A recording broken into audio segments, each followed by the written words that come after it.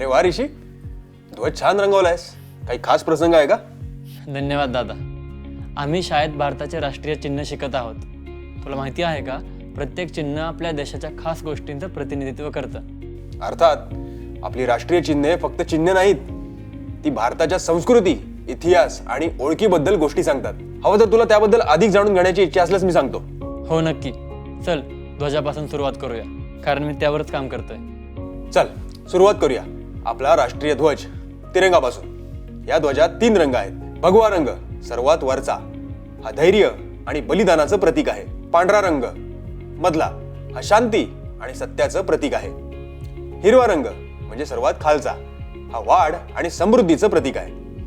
ध्वजाच्या मध्यभागी असलेला अशोक चक्र हा 24 कर्ण असलेला चाक आहे, जो प्रगती आणि गतीचं प्रतिनिधित्व करतो. हे खूप अर्थपूर्ण आहे. आणि राष्ट्रीय प्राणी काय आहे? आपला राष्ट्रीय प्राणी म्हणजे रॉयल बंगाल टायगर. तो शक्ती, धैर्य आणि सौंदर्याचं प्रतीक आहे. आणि राष्ट्रीय पक्षी? आपला राष्ट्रीय पक्षी म्हणजे मोर. तो सौंदर्य आणि गर्वाचं प्रतीक आहे. तुला माहित आहे का, मोराचं रंगीत पंख भारतीय कलेतही खूप वापरलं जातं. हे खरंच इंटरेस्टिंग आहे. आणि राष्ट्रीय वृक्ष? आपला राष्ट्रीय वृक्ष म्हणजे वडाचं झाड. तो अमरत्व आणि शक्तीचं प्रतीक आहे, कारण वडाचं झाड खूप लांब काळापर्यंत जगतं. आणि राष्ट्रीय फळ? आपलं राष्ट्रीय फळ म्हणजे आंबा, ज्याला फळांचा राजा म्हणून ओळखलं जातं. तो गोड, स्वादिष्ट आणि संपूर्ण देशभर लोकप्रिय आहे. आणि राष्ट्रीय गाणं आणि राष्ट्रीय गीत? आपलं राष्ट्रीय गीत हे जन गण मन, जे रवींद्रनाथ टागोर यांनी लिहिलंय. हे आपल्याला अभिमान आणि एकतेची भावना देतं.